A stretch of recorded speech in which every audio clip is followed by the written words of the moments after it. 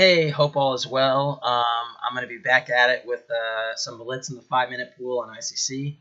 Um, I'm glad to be back. I got back into it yesterday, and I seem to be just right into the swing of things, and I'm hoping to build on some of that continuity today. So without further ado, I'm just going to jump in the 5-minute pool. Oh, and we have an opponent. I am okay. I'm gonna try out D4, my trusted weapon. Knight F6. I'm gonna go C4, and then G3. And this typically is like you're trying to fianchetto out the bishop, and now we get a Catalan structure. That's what the opening's called. Bishop B4 check is the most common. I'm gonna block with Bishop D2. That's also common. Bishop B7, Knight F3, castles, castles. I believe is the way. And taking this pawn on C4 is typically ill-advised for black because you open up the long diagonal for white's bishop on G2. So typically, even though that C4 pawn was hanging, it doesn't normally get captured. So Knight E4, I just go Bishop F4 just to sort of not give up the bishops. Yeah, I think I have a decent position actually.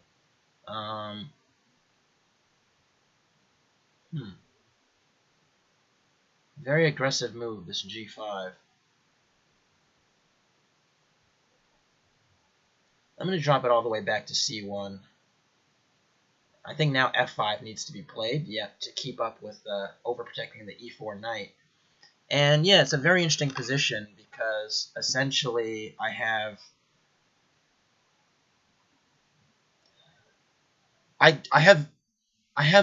decent development, but black is sort of, and I'd have fewer weaknesses, but black is sort of anchoring that knight in the center. And I don't want that knight to stay there too long. So this idea with knight E1 is actually to kick it away with F3. So I'm going to try and kick this knight back, hopefully soon, and then regain some control of the E4 square, because right now this knight on E4 is sort of annoying, and black is taking a lot of space here. C5 I didn't actually expect. I'm gonna go knight C5. I didn't expect knight B6, and then F3, and I just sort of want to kick this knight away, and take with the B pawn. And yeah, I don't. Okay, black's going to go b6 here probably, but I'm not sure what the evaluation of this position is, to be honest. Because on the one hand, I think black's pawn structure is pretty healthy, with the exception of G5, and I have this weakness on C3, so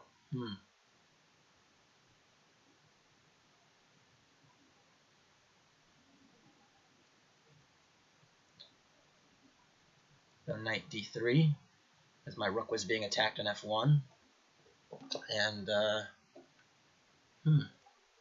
interesting position. C5. Okay, so he's really just trying to expand and open up and sort of target my potential weaknesses. I don't know whether I want to close the position with E5 to open it up. I feel like I need to keep it open. So I'm going to play Bishop E3 just to keep the tension. Because I don't think I have an advantage here, first of all, but I think if I do have an advantage, it would lie with the fact that maybe the G5 push is a bit weak. So that's basically what my idea will be here. So C takes D4, C takes D4, Rook C8, this seems all normal. Queen D2, this seems relatively normal. And now I'm wondering if I might have a tiny advantage based on the fact that that this G5 move might be a little bit of a weakness. So I think D takes E4 is incorrect because now I have good pressure along the diagonal. And Knight C5 is a cute idea, but what does he do with Queen C4? Which I'm going to play. Because now the knight is being attacked, and, well, there's also, if the knight takes E4, I have Queen takes E6. So I think B5 might have to be played here, but I seem to like my position because I have the two bishops, and that matters. Now Queen takes E6. And I could play Bishop takes E4, but I think it might even be better to play Rook takes F5. Let me hold off on it. I think rook takes f5 is really strong, but I just need to check and make sure.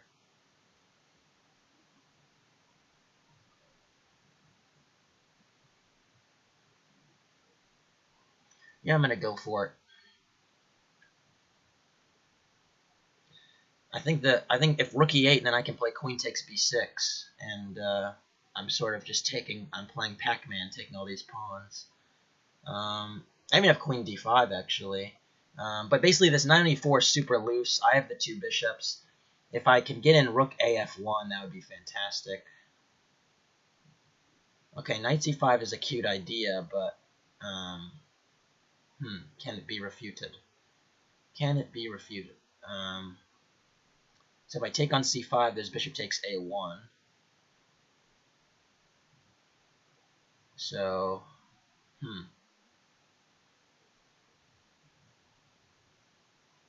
gotta make a decision here.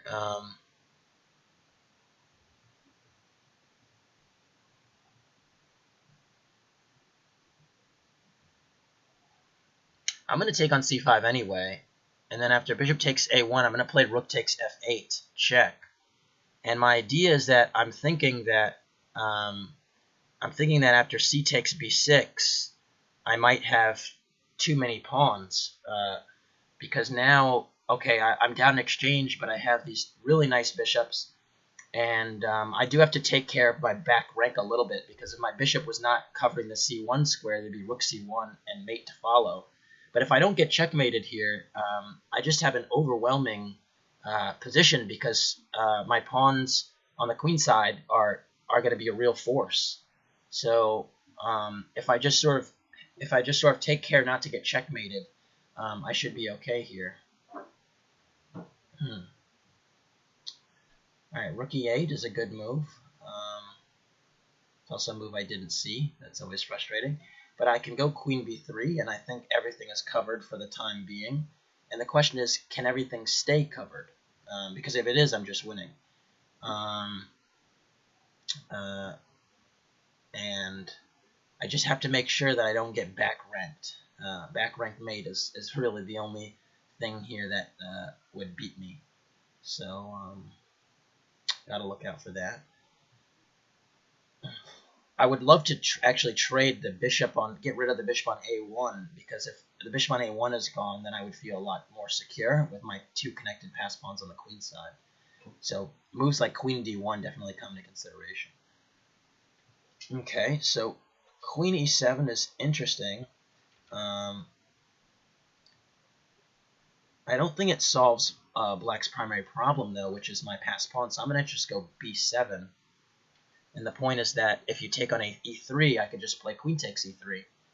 Okay, so and now I'm going to go bishop c6, giving my king some air, and also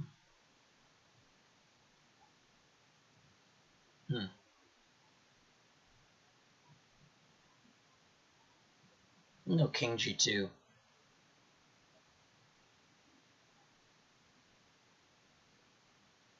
And queen f1 is a threat, so now I'm going to go queen c4 just to cover that f1 square. And now I'm going to start to push my a pawn if given the chance. So that's the goal now. Because all the squares are covered, that would be checkmate threats to me. So now I can just play a4, a5, and that's really great. And the other good news is if the bishop on e5 can't really move away from the a1, h8 diagonal because I have bishop d4.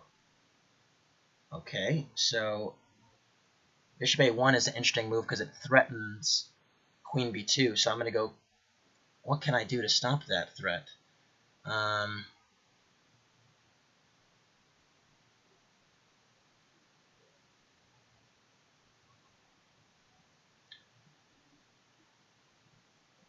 This guy's annoying me. Little bishop f4.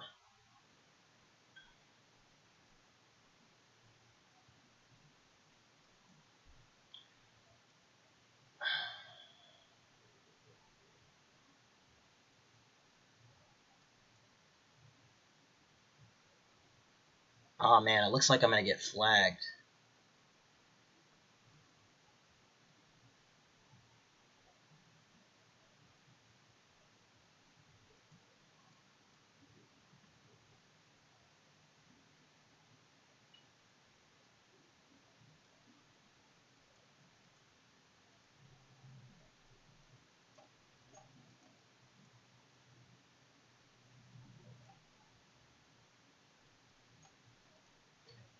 I'm doing this just so I don't lose on time, which is a shame because I'm completely winning.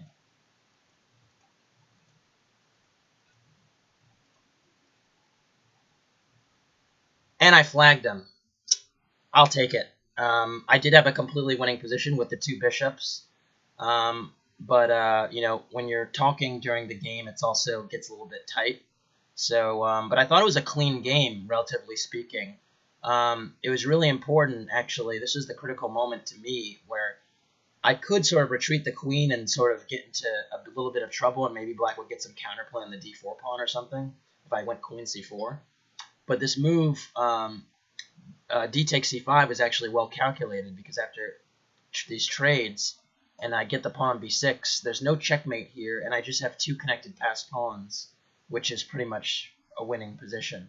So I'm pretty much known actually for liking to sack the exchange. It's sort of where I leak bias all over the place, sacrificing the exchange, and here it actually worked, which is really nice. So hopefully take that spirit into the next game.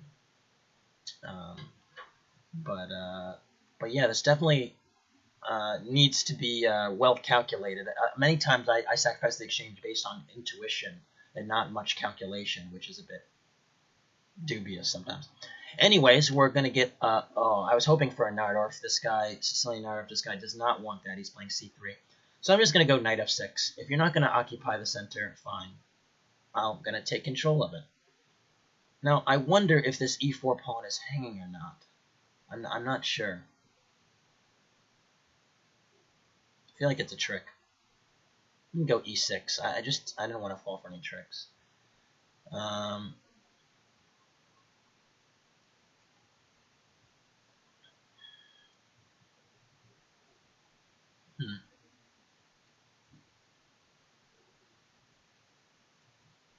And now I'm just sort of developing my pieces very fluidly. I don't like this idea by white to just trade on b5, because now you release the pawn tension, and I don't think I should have any particular problems here, but I'm going to go b4. The point is just to sort of discourage d4 a little bit. It still might be played, but the idea with b4 is just to sort of weaken the black pawn chain a little bit. And then I'm going to take on c3. And my idea was to go knight a5, just hitting the bishop on c4 and the knight on c4 and the bishop on b3. And I think these types of trades should favor me, because now maybe the c3 pawn will be a tad bit weak. At least that's the goal. So I'm going to go rook b8 here. Or maybe bishop c4. Should I go bishop c4 first? Should I go bishop a6 first? Maybe rook b8. I'm going to go bishop a6 first. The point is that I discourage d4, and maybe the d3 pawn will be weak. And the nice thing is my queen controls the a file, and now my goal with that move is also to get the rook to control the b file. So e5 is reasonable enough. And now what? I'm going to take it. And yeah, maybe I should have been taking a little bit more care, because now, yeah, maybe I shouldn't have. Now I have two pawn islands, and my c5 pawn is isolated, which is not something that you necessarily want. You don't want weak pawns. Maybe I should have taken care to sort of defend a little bit against e5. But I still think I have a lot of activity here, based upon the fact that the d3 pawn might be a little bit weak. So I think knight c4 here is pretty logical, but I can just go queen c7 after that, and I'm threatening to take on h2 with check, and I don't think I'm in such a big trouble if knight takes d6 and queen takes d6, because again the d3 pawn is a bit of a weakness, so I don't think the two bishops should mean so much in this position. So I think I'm pretty much okay, and I don't expect to have any major problems the rest of this game if I play the next 5 to 10 moves accurately. It's always an if. Oh man, I did not see that. Tactics, man. Wow, that's a really nice tactic. So the idea is if I go king takes, there's just wow, that's nasty.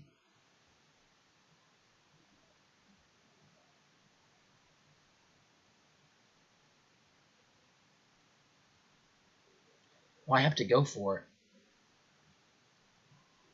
And if queen takes e6, I have to go c4, blocking the diagonal, uh, in the hopes that f7 does not hang. But it just got really sharp. Um, I'm not sure what's going on here, but c4 was a must. I had to block the diagonal of the bishop. And I think b takes c4 is a mistake, actually, because that was what I was hoping for, because now I can get in bishop c5.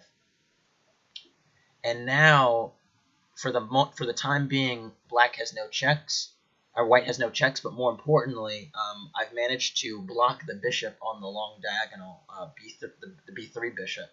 So I don't think this was played correctly. And now, okay, if I don't really want to take that bishop, because then the diagonal gets opened again.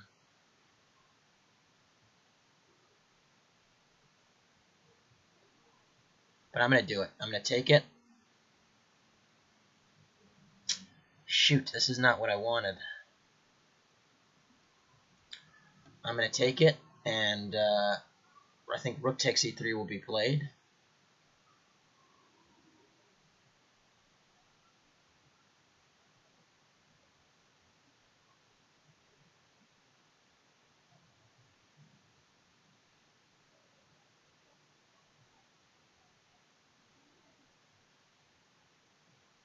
Oh no, I just miss c5. Oh wow, that's super strong.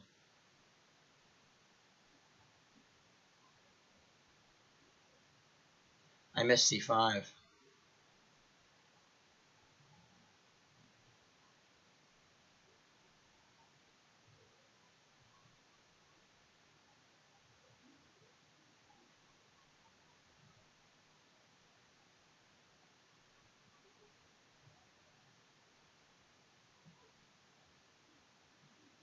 Alright, I gotta keep on keeping on. Bishop takes f2. That's a mistake. King h1 was stronger. Because now I have queen takes c5. And that shouldn't have been allowed.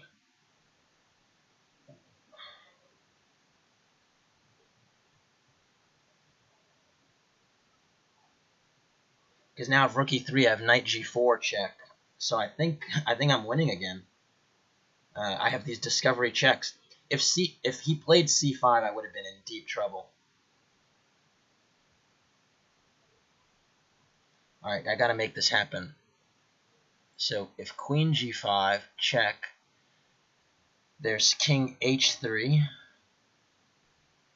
and then I'm so bad with tactics. It's like showing right now.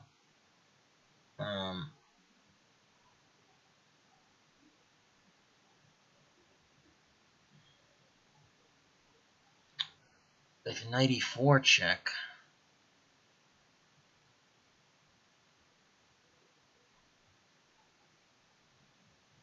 well, I always have a draw with queen g5. I'm just trying to find something better than a draw. If knight h5, I don't know what to do with king h4.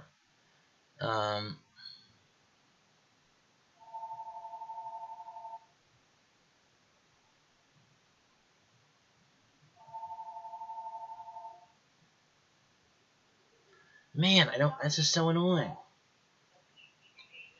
Oh, I hate to do this, but I'm gonna have to take the draw. I don't see anything else.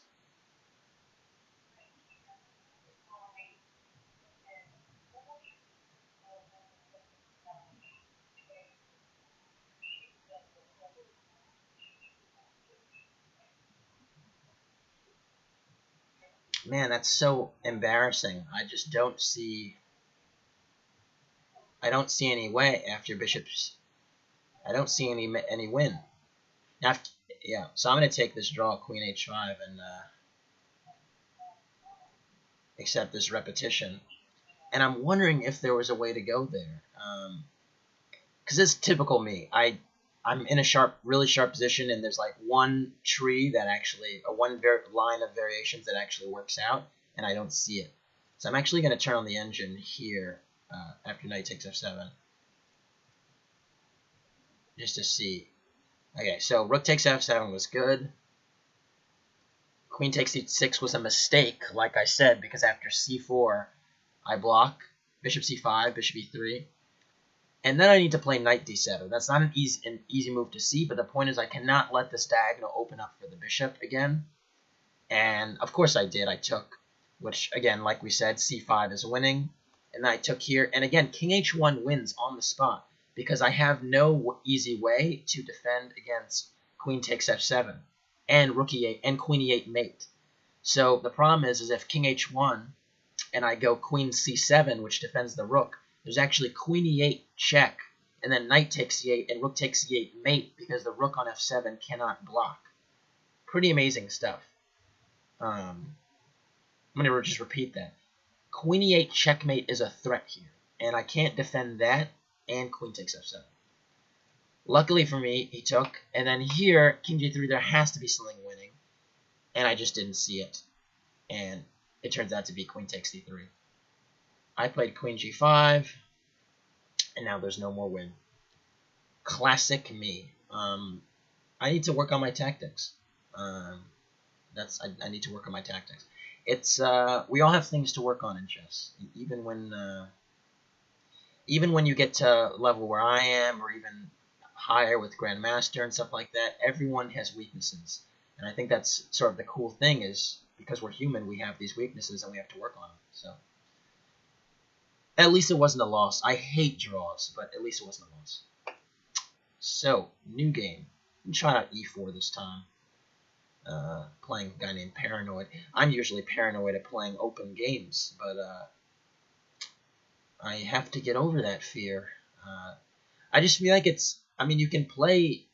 The thing for me is like I always just prefer control, and essentially when you play in the open games, you don't have the same sort of slow, gradual sort of build-up in the position that you do in other positions. So I'm not going to bore you guys with bishop e5 check here. I'm going to go for a sharp Sicilian. I've done that in the past, and no one likes that. So a dragon. This is fun. And now d5 is the move typically. Or this. But I never thought this was so good because now I can go h4.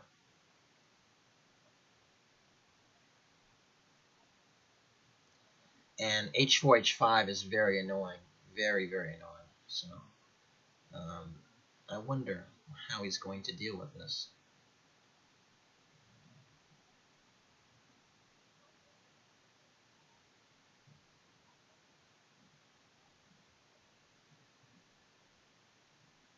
Although I just blundered a pawn, I think.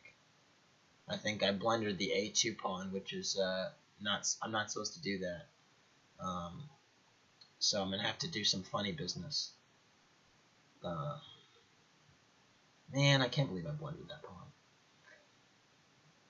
I think I'm gonna have to go knight b5 if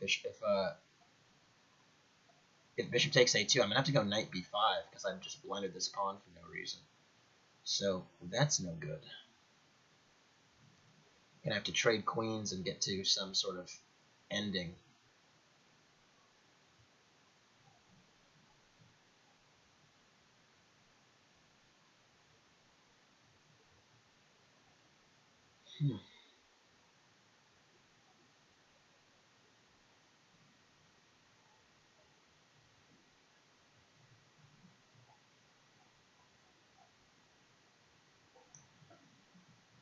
Always tough when you blunder pawns for no apparent reason, and then you have to get your. And I have to take with the king here because because if rook takes, there was bishop h6. Now I'm gonna go. I was gonna go knight c7, and the plan was actually at least I blundered a pawn, but at least I get the two bishops for it. That's always sort of a plus of some sorts.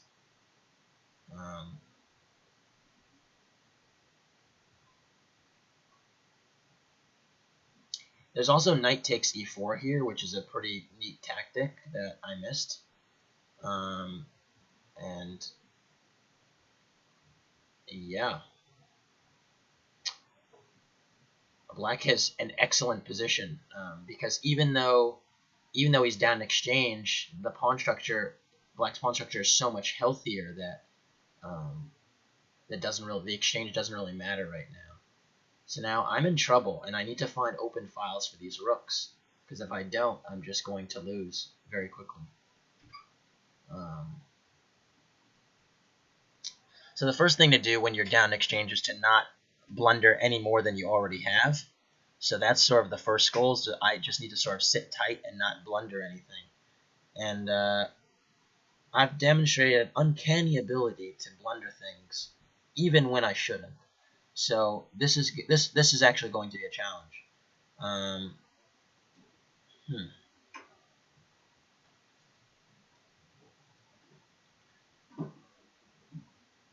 I want to somehow attack these pawns, but it's easier said than done.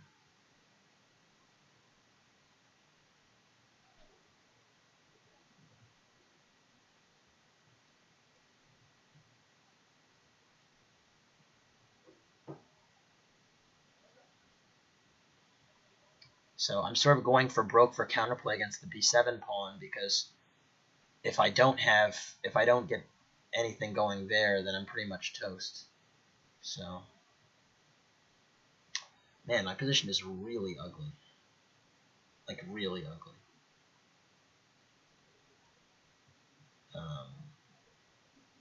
I've seen way better days.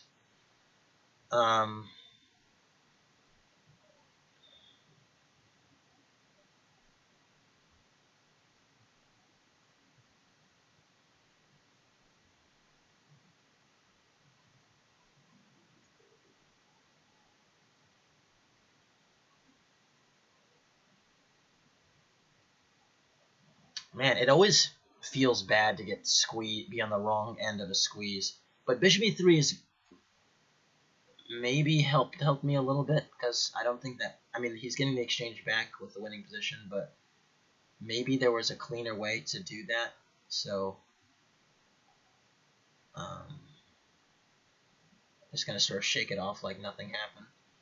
And yeah, this position is bad. It's just bad.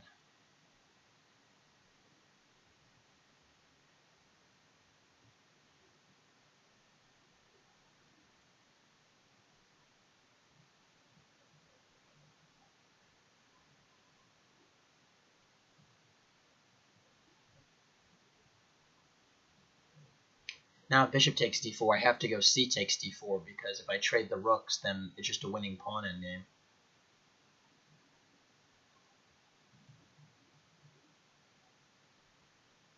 But now rook d7 comes, and I guess it's a winning pawn endgame anyway. Sloppy, sloppy, sloppy. Yeah, rook d7 is probably going to come, and then I would play e5.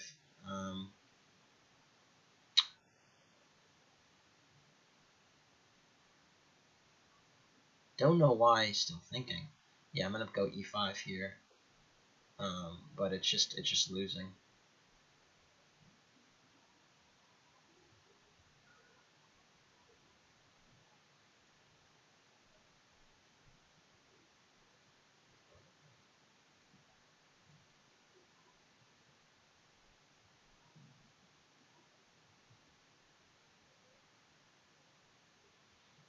f5 is clever. Basically, I can't go en passant because I lose the rook, so I'm just gonna resign, because now king takes e5 is happening, and really bad. Really, the main problem was I just gave this pawn away for nothing. After queen a5, I need to go a3 or king b1, and both are satisfactory, and I should have made at least one of them. So tough. Oof, I do not like to lose like that. That's part of the reason I'd stay away from the sharpest positions, because you really can lose right out of the opening if you make a mistake. I'm gonna go for Sicilian again. I didn't see the last time I played the Sicilian with black. It seemed things seem to be going reasonably. I think the reason the Sicilian is a bit easier for me to play with black is because black is the long term sort of the long term trumps actually, because in the bishop g in the Sicilians in general, black's pawn structure is really healthy pretty much the whole time, and it's white structure that is problematic, because white normally goes for broke, and if white doesn't crash through, black has this overwhelming edge. So they always said, I don't know who said it, I think Judith Polgar, many people have said this, but Judith Polgar, I think, said it resonated with me. Sicilian endgames are good for the black player. So I really want to go g5 here. And I wonder if knight g4 is possible. I'm not going to test it. I'm just going to give up this pawn, and in return, I keep my solid structure.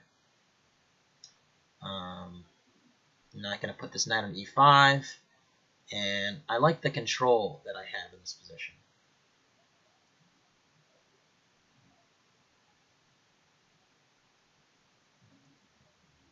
Because even though I'm down a pawn, all my pieces are really well coordinated, and my knight on e5 is a really great blockading piece.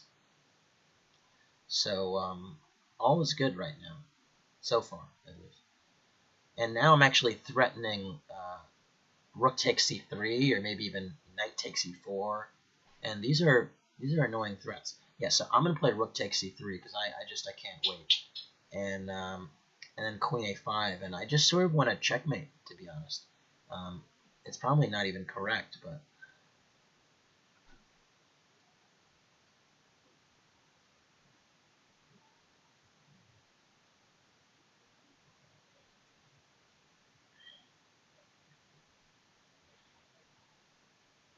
I just want to go queen takes and knight c4. That's not correct. It's probably wrong, but that's never stopped me before. And now I need my knights to play a little bit more than they are. So I want to try and relocate one of them.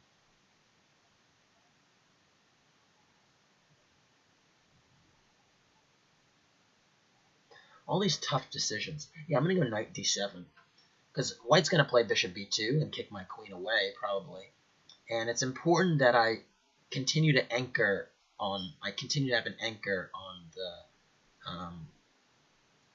on the queen side.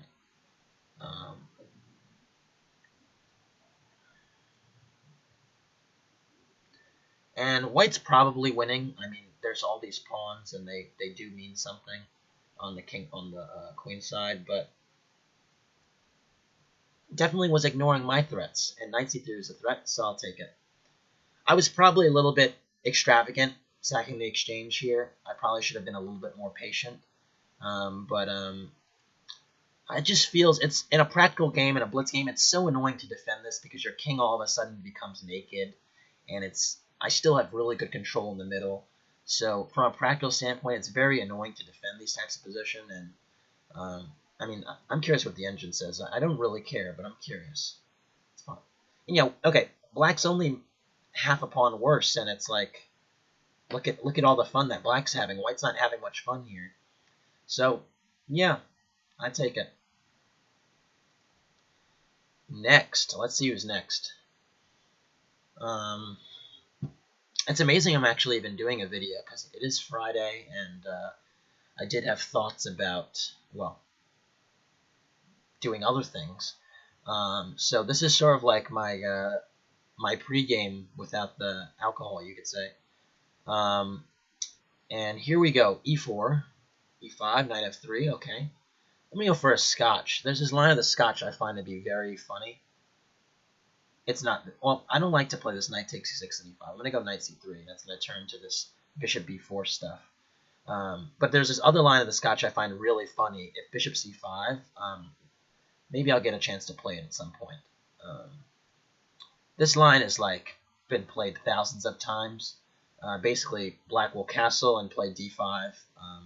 The order doesn't matter so much. Um, and then then castling is normally what happens. And then you have, I prefer to go queen f3 here, but it's a matter of taste what you want to do.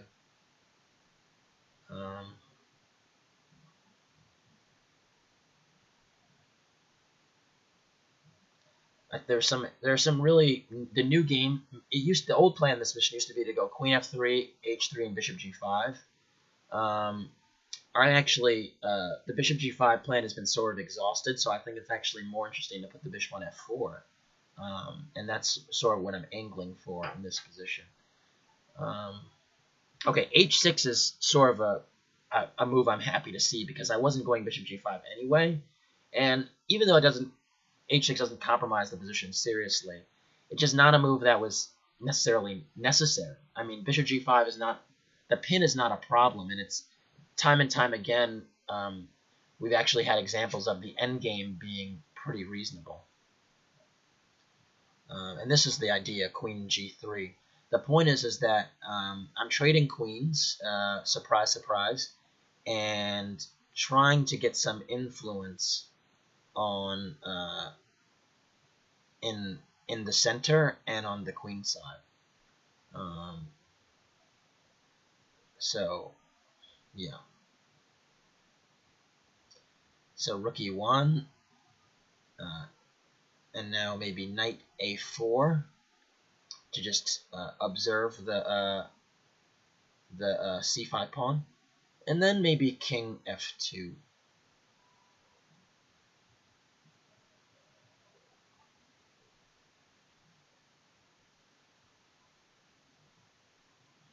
And I think black doesn't have any major problems here, but it's a little bit easier to play white's position in my opinion because of the pawn islands, really. Black has 3 pawn islands and white has only 2. So you're hoping that because black's queenside pawns are just a little bit compromised, that you can exploit that at some point. So that's the whole idea behind the system.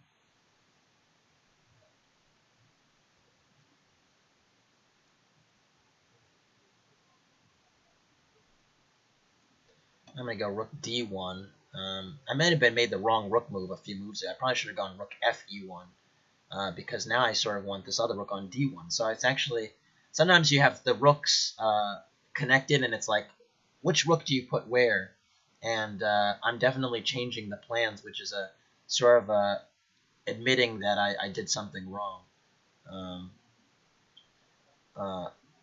The point is that if c4 comes, which I think would be sort of like a logical way for black to play it, maybe not doesn't have to rush it, but if c4 does come, then I can go bishop e2 and bishop f3 and maybe still put some pressure on the d5 pawn.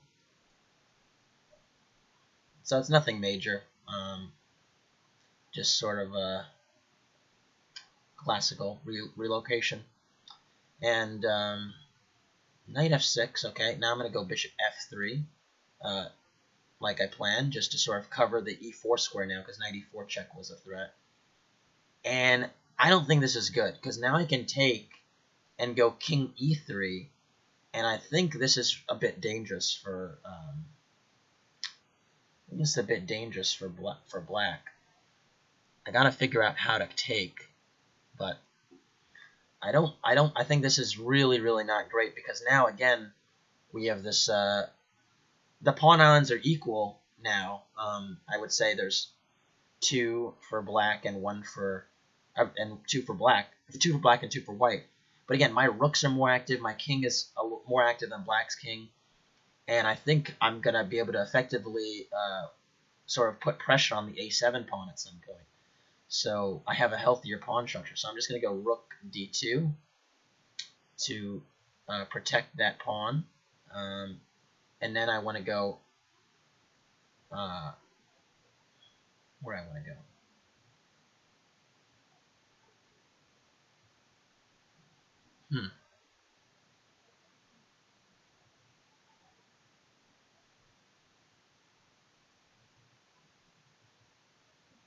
Now I'm going to go rook c1 and just prepare c4.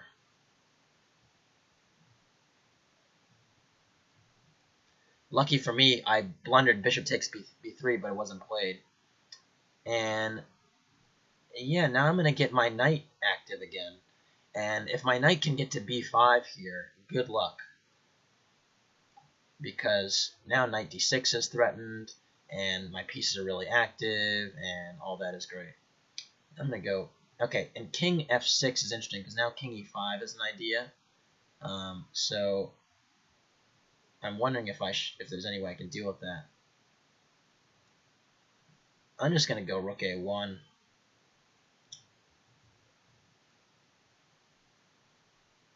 Black's going to get some counterplay now with king e5. I'm going to go rook a5, and the idea is just to discourage king e5. Very important to not give your opponent counterplay when you can.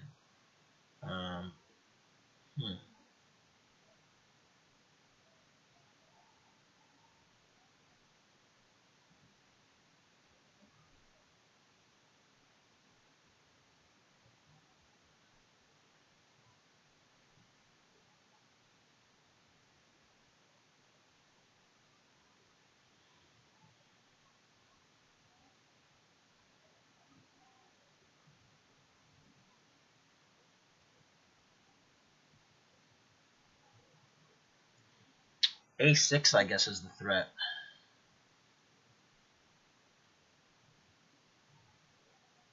Go knight d4.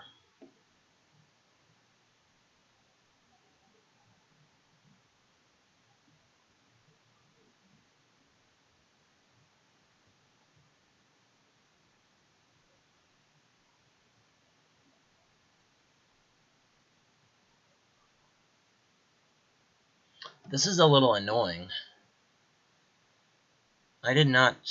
Because now the rooks can double. I'm going to go c5, but I definitely mucked this up a little bit.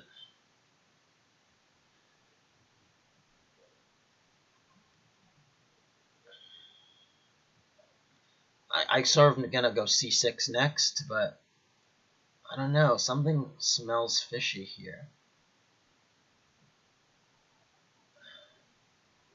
I'm going to go rook f2. The idea is to just take on f5, but I feel like I did something wrong. This is not as rosy a position as it was before.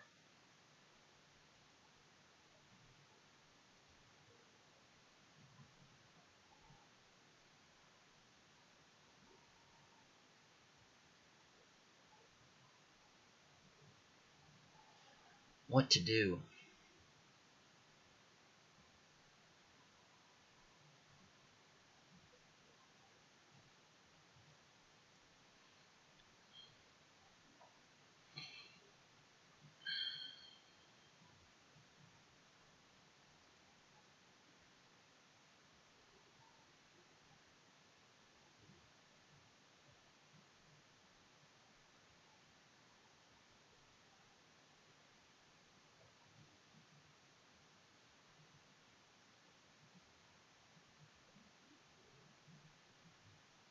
Wow, rook c4 check is super strong here, but he missed it.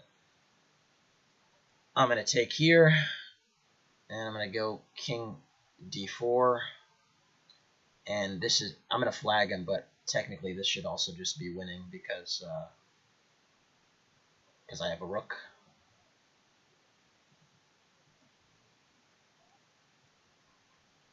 And yeah, a little bit of a sloppy technique, but I think the desired outcome, at least from the position I got from the opening, is pretty satisfactory. Essentially, again, if you ever play this type of system, it happens a lot. It's like this.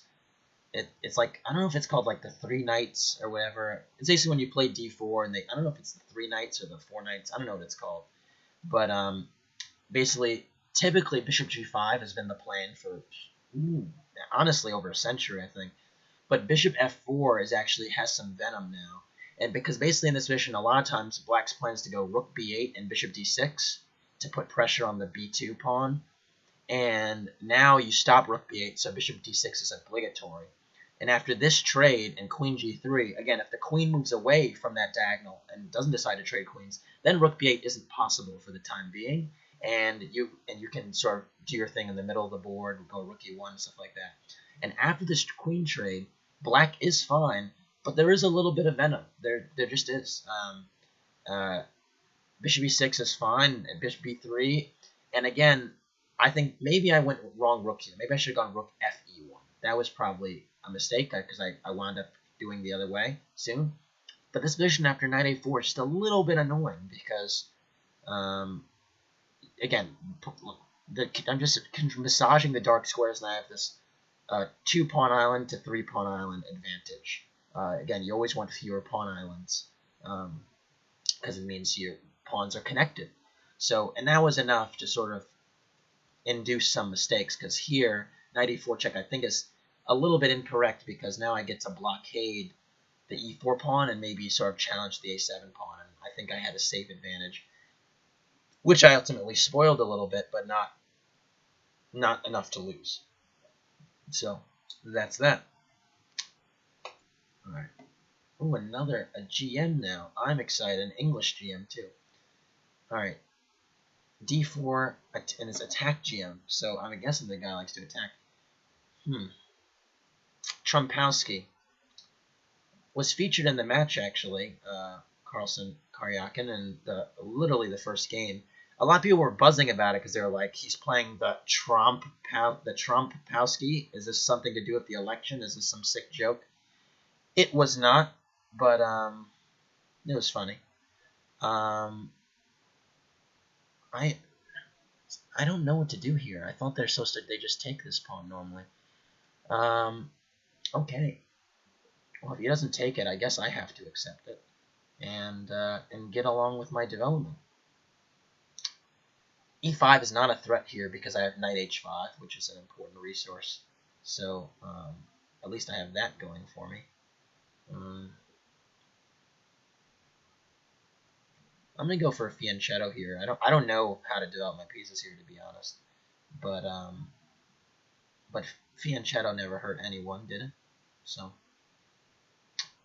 I really don't know if this is the right way to go. It looks a little bit risky in light of the central control that black has. Yeah, knight b5, good move. Or interesting move, because it threatens knight c7. And yeah, I can't allow that, so I want to go d6 now, but can I do that? I'm going to go for it. Okay, and e5 I thought was not going to be dangerous, because I can take, but what am I missing?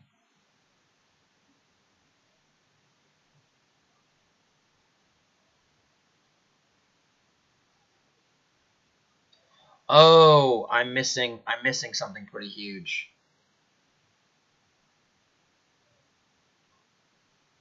There's bishop takes f7 check in some lines. Wow.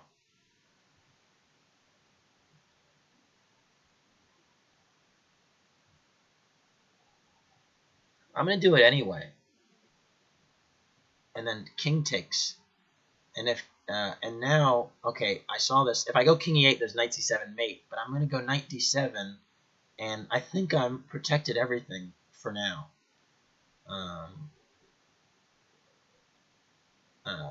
Because now I think I've covered everything, actually. And if I've covered everything and I'm up a pawn, that means something. So I think this bishop has to retreat. And if I'm able to keep this healthy pawn, that'd be great.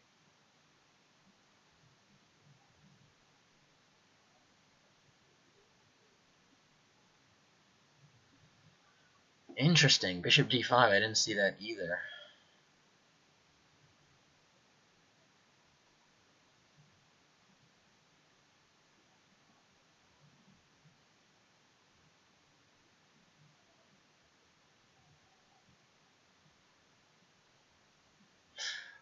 I'm going to take it. I can't help myself. It's a bishop. I really like bishops.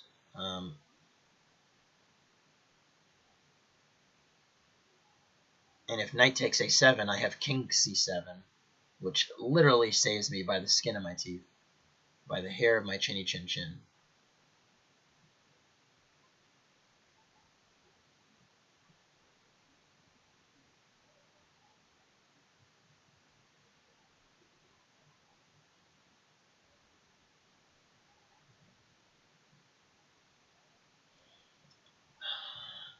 Gotta do it.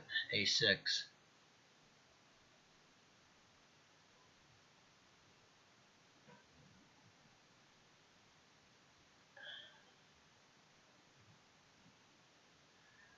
I'm sort of banking on tactics working here that I'm not sure actually work. That's a little bit of a problem.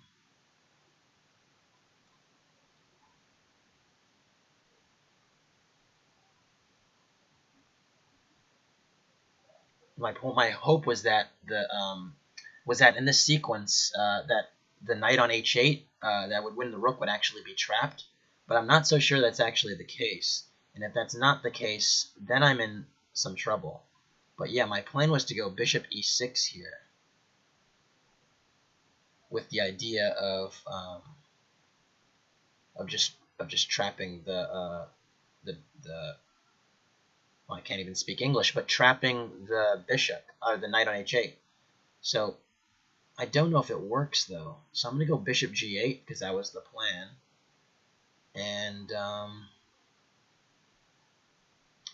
rook e5 disrupts that plan. And I'm gonna go. Yeah, e6 is really a move you don't want to make, but I'm gonna make it. And I don't know if this 9h8 is actually trapped. That's the problem. Because if it isn't, then I'm sort of in trouble. But if it is, then I'm really great. So it's temporarily trapped, but the question is actually if I can actually win it. So that'll be sort of the critical question in the next few minutes. Is can I win the 9h8 without having deep shit everywhere else?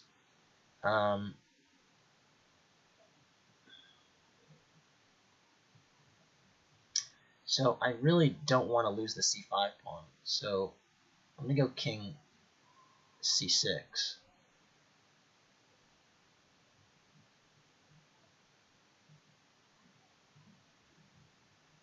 And now bishop g7.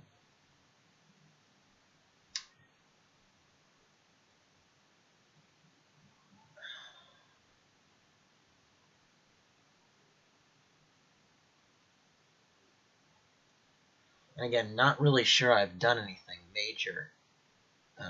majorly great here. But the hope is that my two bishops now will be enough to sort of stymie white. Excuse me. All right. So first order business, getting my rook active. How do I do that? Wow, this is really not easy. I'm gonna go e5. The point is that I need to sort of try to get something going.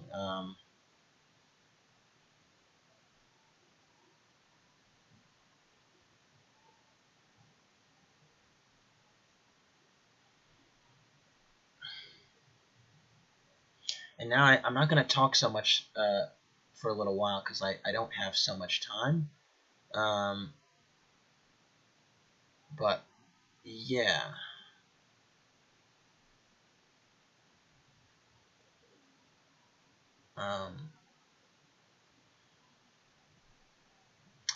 I'm threatening e4 check, which is good.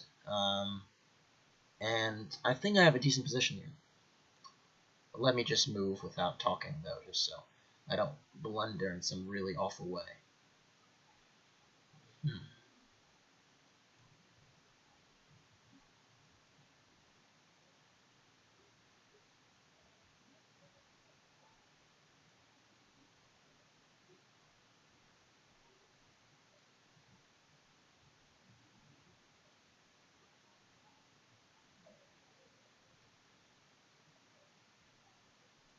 Now I'm actually threatening stuff, which is good.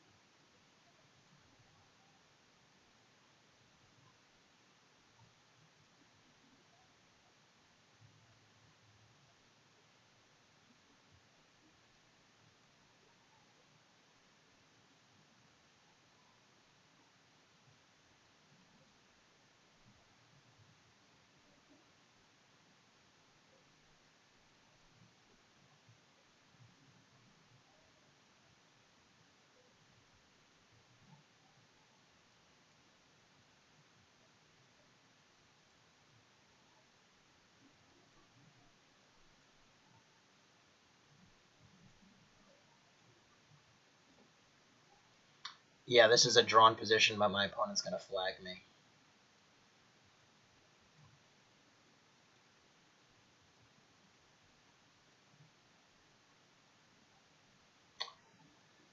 Oh, tough one. Tough one. Tough way to go out. Um, what can I say? I didn't know the opening particularly well. Um, Trumpowski is always a bit tricky if you get into the theoretical lines. If you want a line that's sort of blah, and the Trumpowski d5 is pretty good, because again the double pawns are not such a big concern. It's just people are afraid of it because it's sort of it's sort of difficult to get pawn breaks in with double pawns. So that's why most people play knight e4. And I was sort of feeling this sharp spirit. And after d takes you out b6, I've seen this before. This is as much as I knew. The point is that you are willing to give up a pawn for control of the diagonal. If c takes b6, queen takes b6, it's really hard to keep the the g1 a7 diagonal under control. So the sacrifice was declined, so I guess I should take the pawn. And then here, it got a little bit out of hand after knight b5. But I think I survived it relatively well. And, okay, bishop d5 I had missed, and this is really the first critical moment. Okay, so I could have played bishop b7. I took, and okay, that turned out not to be a good move. But yeah, I was a pawn up here, slowly parrying white's threats. Of course, my king is not ideally placed, but I have decent control of the center, and I'm up a pawn. So I figured if I weathered the storm, then the ending would be favorable. I did not weather the storm so great, but again, I didn't weather it awfully either. And here I actually am doing okay. Yeah, so not an awful effort.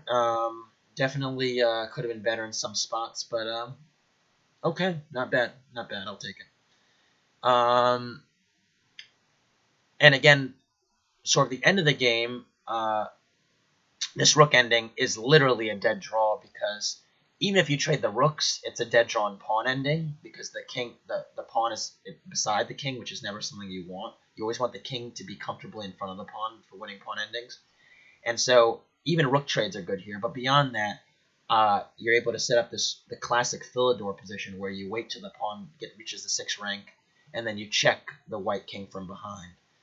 If you don't have experience doing that, definitely worth checking out the Philidor rook endgame. You can Google it. It's pretty much needs to be in every chess player's toolkit because rook endgames are the most common type of endgames, and drawing pawn endgames a rook down becomes sort of a saving grace type of skill that is sometimes necessary when you're playing chess. I think everyone that's played tournament chess has probably had a pawn down rook endgame before, and if you're able to get to turn those potential losses into draws, that's a strength. Or conversely, if you're a pawn up and you're able to turn those theoretical draws into actual wins, that's another the flip side of it. So really being able to do that is something that is worth investigating. And I don't even put so much of an emphasis on sort of endgame study. I mean, I believe you should know how to move the pieces and play slowly, but as far as knowing theoretical endgames like knight and bishop checkmate and stuff, I don't even think that matters so much.